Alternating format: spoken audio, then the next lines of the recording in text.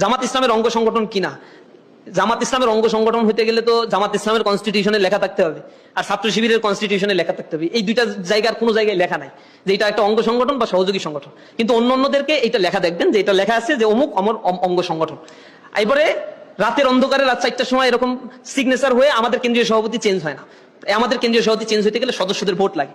কেউ ইচ্ছা করবে আজকেই আমার পদ সরাই দিবে, এটার কোনো সিস্টেম আমার সংগঠনে নাই। আমার সংগঠনে যারা ভোটিং পাওয়ার আছে তারা যদি আমার উপরে অনাস্থা জ্ঞাপন করে তখনই কেবল আমার পদ চলে যাবে। আমি আমার সংগঠনের জনশক্তির কাছে কমিটেড। এখানে আমরা আমাদের ইন্টারনাল একটা ডেমোক্রেটিক চর্চার মধ্য দিয়ে আমাদের লিডারশিপ বাছাই করি। আমাদের যখন বিশ্ববিদ্যালয়ে প্যানেল দিতে হবে, এই প্যানেল দেওয়ার ক্ষেত্রে ইসলামী ছাত্র শিবির গিয়ে কোনো রাজনৈতিক দলের জন্য অপেক্ষা করে না যে লিস্ট পাঠাইছি যারে মনোনয়ন দেবে সে হবে। ওরকম সিস্টেম নাই। আমরা মিটিং এ বসছি, আমাদের মতামত এই, এরপরে আমরা যাই, আমি যে ঘোষণা দিয়ে আসছি এই হচ্ছে আমাদের প্যানেল, আপনারা এবার দেখেন। আমাদের নিজস্ব এরকম সক্রিয়তা এবং স্বাধীনতা আছে। অঙ্গ সংগঠন হলে এরকম স্বাধীনতা ভোগ করা যায় না। ইসলামী ছাত্র শিবির তার নিজস্ব চিন্তা, নিজস্ব কর্মসূচি, কর্মপদ্ধতি এগুলো নিজস্ব পরিকল্পনার আলোকে করে। কারো দ্বারস্থ হয়ে বা কারো অধীনস্থ হয়ে এগুলো করতে হয় না আমাদের।